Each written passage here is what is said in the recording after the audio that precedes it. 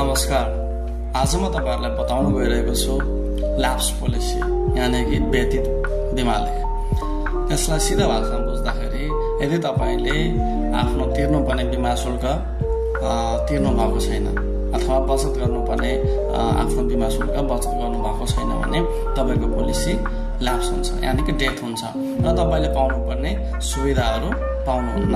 अब त्यसको लागि हामीले के गर्ने त? यदि तपाईले आफ्नो पहिलो किस्ता तिरेर दोस्रो किस्तादेखि तिर्नु भएको छैन अथवा बचत गर्नु भएको छैन भने त्यो पोलिसी ल्याप्स भएको अवस्थामा रहन्छ।